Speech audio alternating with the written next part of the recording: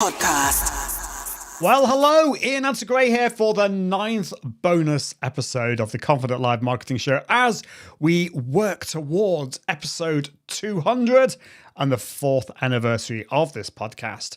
We're delving into the archives and looking at the golden nuggets, those interviews that really excited me and just taking those best moments and giving you some of my thoughts. So these episodes, I'm broadcasting them live, but I pre-record them in advance. I'm just trying a few different things because sometimes I think we can get stuck in a rut and sometimes it's good to try different things. As I said last week, sometimes we can be so focused on our strategy that our strategy is like set in stone. How flexible are we? How easily can we pivot into something new? So that's what I've been thinking about recently. But in today's episode, we're going back to kind of, well, I don't know whether it's basics, but today we're going to be talking about two of the different pillars to this podcast. The first is, the first one is mindset and confidence and communication in front of the camera. We're not going to be talking about that today. I will be talking about that in one of these episodes. The second one is the tech and the gear, and we are going to be talking about a little bit of that today. When it comes to microphones, because I've got Michelle Levitt from Heil Microphones. The microphone that I'm using today is the Heil PR40. I love it. And she is from Heil, and she's going to talk about the differences between different microphones like the Heil PR40 and 30. These are dynamic microphones, but she's also going to talk about shotgun microphones, which might be something that you want to consider as well. I'm actually going to be, as well as having this dynamic microphone, I'm going to have a shotgun microphone as well, will be out of camera, which is more for my video work. So I've got Michelle, but I've also got Isabella Russell, who is the CEO of Music Radio Creative, who is married to another guest who's been another guest on the show recently, Mike Russell. And Mike Russell is Mr. Audio. He's very technical. He talks about Adobe Audition a lot. He's also really knowledgeable about video, but his wife, Isabella, is awesome, and she really knows her stuff when it comes to audio branding. Isabella really helped me with the introduction to this podcast and the outro, if the voiceover, the music, all of that, her company, Music Radio Creative, puts together. So we're going to be talking, I'm going to ask her, or I did ask her, all about how you can brand your podcast and just audio branding in general. It's not something we tend to think about very often. But let's talk to Michelle Levitt from Heil Sound. And I wanted to talk to her about what a shotgun microphone is, because there's lots of different types of microphones. There's the lapel microphone, dynamic microphones, condenser microphones, and shotgun microphones. And particularly for video, I think shotgun microphones are maybe something to consider. But do you get the same kind of sound? So let's go back to Michelle. So it's great that you brought up a shotgun mic, because that brings up the type of polar patterns. So a shotgun mic is a type of polar pattern, and a polar pattern is the area of which a microphone picks up audio. So I showed you just a second ago that my microphone does not pick up audio out here, right? So a shotgun mic is designed, I'm going to use this PR40 here. A shotgun mic is designed to pick out audio like way out front from the microphone. So its polar pattern is essentially like a big oval, like a really skinny oval. And so whatever you point it at, that's what it's going to pick up audio. But the catch is any sound that's entering in that almost like laser beam of audio is also going to be picked up. If you're shooting a movie or something like that, where you want like the sound of a coffee cup being set down, then that's a good idea, because you're going to get all that ambient sound as well, just not quite as focused as the thing you're directing it at. Yeah, there are a lot of applications where you could use a shotgun mic. Like the lav mic we were talking about is what's called an omnidirectional microphone. That means it's going to pick up audio pretty much like all the way around the microphone, and that's to get nice even audio if you're somebody that moves your face a lot while you're talking. And then this microphone and the one you're using, so the one you're using is a cardioid pattern, so it's just right here in front, and the one that I'm using is a super cardioid, which is even a little bit tighter of a pattern, which is why I'm so close to my microphone. It's one of those things you really have to understand all these technical concepts to really know what kind of microphone that you need. Yeah. So do you know your do you know your polar patterns when it comes to microphones? A little bit technical, but really important. And I think a lot of people don't really think about this. You know, to be quite honest, I think a lot of people just go on, does it look nice? And my microphone, I really like it. It looks lovely, but you know what? It sounds great. Now, I have the Heil PR40 microphone, which has a cardioid polar pattern. It means it picks up just like a heart shape just in front of my microphone. But because it has to be really close up to me, it's in order to pick my sound up, it's in shot. So if you're watching this video, you'll see the microphone bang on in shot. Now, that's okay because I quite like that. And I've got my little microphone flag at the top to have a bit of branding. But not everyone is going to like that. So for you, you might prefer to have like a condenser microphone like the Blue Yeti. And you can have that further away from you. But the problem with that is it will pick up a lot of the background sound. That's why a good halfway house is a shotgun microphone. And that will pick up like almost like a laser beam straight in front of the microphone. Now, so the advantage with that is it's out of shot. But you've got to be careful because if you go too far to the left or to the right, it's not going to pick you up. If you start... I don't know, you put a coffee cup down and that's in the beam, it's going to pick that clicking sound or whatever of the coffee cup. So you just got to be careful about that. So I'd love to know from you, what type of microphone are you thinking about getting? Are you thinking about getting like a dynamic microphone like this, a condenser microphone? By the way, condenser microphones, they're either like the Blue Yeti or you can get some really high-end ones and they can be really, really good, but you have to have a really good audio treated room for that. So anyway, let me know what you think. Okay, let's go to Isabella now and let's talk about audio branding because this was so interesting. I hadn't really thought about audio branding. Well, I had Phil Pellan on the show a few weeks back. I can't remember now, probably about a month or so back, and we were talking about branding. Branding in general, but not audio branding. So we tend to think about branding in terms of logos and colors and the visual, but what about audio? So let's go back to Isabella. So if you want to start with audio branding, and you might not be at the stage where you are quite ready to work with a company because you may just not quite yet know where you want your branding to go. And that's actually quite common. Believe me, yeah. That's actually a lot of people are at the stage where they know they need something. They're not quite sure what it should be yet and where to start. They don't quite want to invest in full-on branding because they're like, what if things change in 2 months down the line as I start broadcasting my ideas might take a slightly different shape or form. So the best way to really start, if you wanted to start with branding, which I always recommend because I think that it is important that you have something. Like having nothing is, I don't know, if somebody served you pancakes but with nothing, no toppings on top, the pancakes might be really good, but if there's no topping, you felt like something is missing. You kind of want the full dish, right? With lots of sprinkles and cream and maybe syrup, golden syrup on top and strawberries and all of that. So this is what branding is.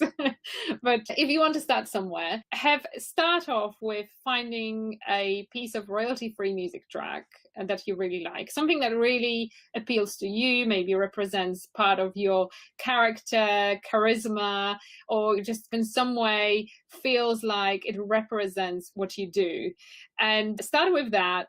And then you can always shape it into more refined branding later on, but have that little something to start with. If you wanted to go full in, work with us. So there are different ways we work. And again, it just depends on where you sit in terms of knowing what you want and how you want it done. So there are some clients who come to us and they're like, actually, I know exactly what I would like. I would like a voiceover. Here is the script. That's what I wanted to be said. So let's start working from there. So we would jump in and make suggestions as to, okay, let's use music like that, or maybe let's not use music. In some branding, it might be suitable to just not use music at all. And then we would create it from there. The process is very simple. There are some people who want to have in-depth branding analysis. This is where we will go much deeper in. We have a set of, I believe it's 15 or 20 different branding questions. They really help us to understand who your audience is, who are we targeting, what is the product or the service that you offer, or what is your brand essentially, how you want to be perceived, and how you want people to think about you when in general listening in, what kind of feelings there should be, and all of that. So we will do deep branding analysis, and based on that, we will come up with the scripts. We will write the scripts. If it's a podcast, it would be intro and outro and some elements in between as well.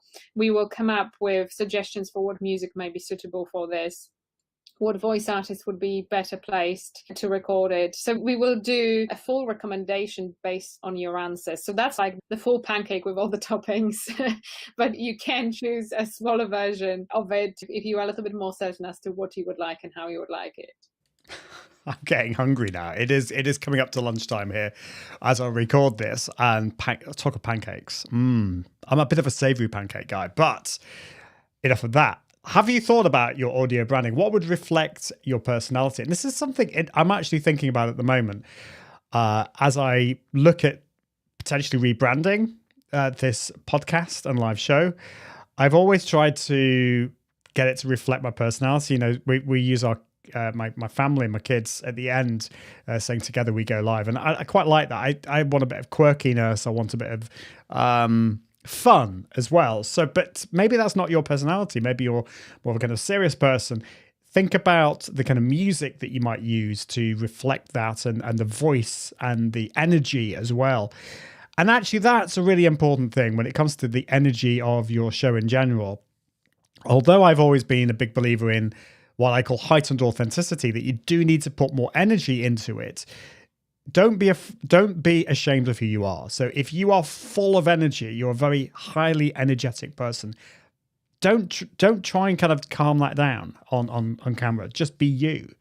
And if you're quite a quiet person, then you might want to raise the level a little bit, because on camera, what tends to happen is, particularly for people like us, you might not think I'm low energy, but I am a bit more of a chilled out guy.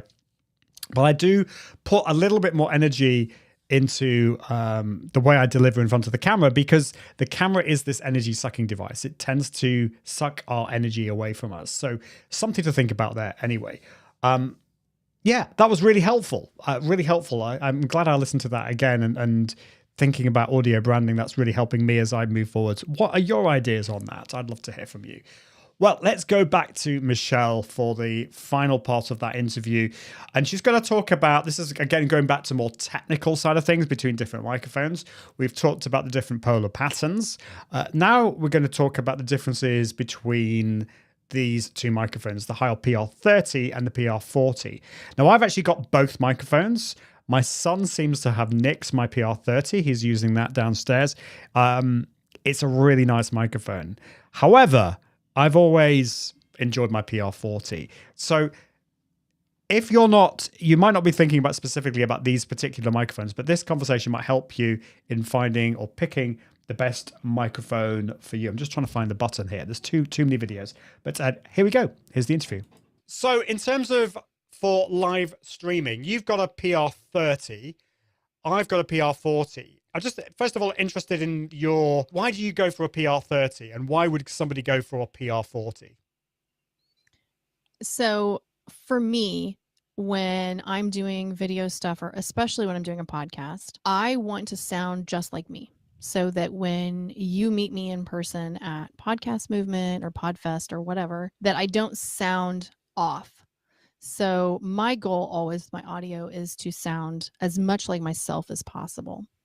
So this is actually a great question. So I'm going to throw in some more tech talk for you. So every microphone has a frequency response, and the frequency response is the range of frequencies that any particular microphone can capture. Frequency responses are tailored, and what that means is there's usually a little bump in the frequency response in the 2 to 5 kilohertz range. So when you look at a frequency response on like a manufacturer's website, you should be looking for a little rise in the response in that area. It doesn't have to be insane or anything, but just so long as it's not like a flat response. That means the microphone is going to sound very articulate on the human voice. That is where articulation lies, in the frequency response of the human voice. So what happens in a microphone like the 30 versus the 40, or any of our other microphones is that they all have unique frequency responses. And the frequency response is actually impacted by a lot of things. It's impacted by the distance of the microphone element to the end of the microphone. So take a microphone like the Shure SM7B. It's a very popular microphone. It is actually the same microphone element as an SM57, but if you look up their specs online, they look very different because the housing of a microphone can greatly change how it sounds. So the difference between a 30 and a 40 is that the 40 has a little more low end and it has a little boost in the low end. So it gives you that warm traditional broadcast sound, where a 30 does not have that low end boost the same way. And it has a little more mid-range presence. So for my voice, it just sounds more like me. And that's what I'm going for with my audio, is to just sound very natural. Isn't that fascinating? So yeah, that was a little bit technical, talking about frequency responses. And I hope you stayed with Michelle there. But at the end of it, I think what I got from that is authenticity.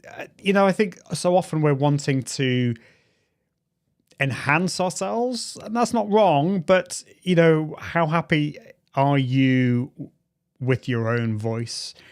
And do you want to have, when people meet you in real life, do they want to not, do you want them to be not surprised when they hear your voice, because you sound exactly the same the way they hear you on the podcast? And that is definitely what I want. I do want to enhance things in terms of, I do want to get rid of noise, background noise, and I do want this to be a pleasurable experience when you listen to this or watch this. But it's very much a personal thing. And so for me, the PR40, I think sounds great. I think this makes me sound like me. But the PR30, I think, sounds, for Michelle, she prefers that sound. It makes her sound more authentic as well. So do think about that. We're always, and this is particularly the case when it comes to visual, we're always trying to make ourselves look better or, sound better. But how much of ourselves are we willing to put forwards? The authenticity side of things is so, so important. So I think this has been a really interesting episode. We talked about branding, and we've talked about how you put yourself across and your personality. And we've also talked about technical side of things when it comes to microphones, but we've also talked about authenticity as well. So although we've been talking about the marketing side of things with branding, that's my third pillar, and we talked about the tech, which is my second pillar, there's actually a bit of mindset going on here too. So you can see how they all come together. Well, out of time again. Short episode, as I always try and make these into, but I will be back next week with another bonus edition of this podcast. I hope you're enjoying these. I'd love to hear from you. Please don't be shy. As I do think about rebooting this podcast, I'd love to hear from you. So I do have a survey at iag.me/survey. I think that's right. I'll have to double check that. Anyway, iag.me/survey, I hope is the URL for that. But just get in touch with me. My email address is ian@iag.me, and I'd love to hear from you. But I think that's it. Yeah, that is it for this week. And until next time, I encourage you to level up your impact, authority, and profits through the power of Confident Live Video. See you soon. Bye. Thanks for watching the Confident Live Marketing Show with Ian Anderson Gray. Make sure you subscribe at iag.me/podcast so you can continue to level up your impact, authority, and profits through the power of live video. And until next time, Toodaloo.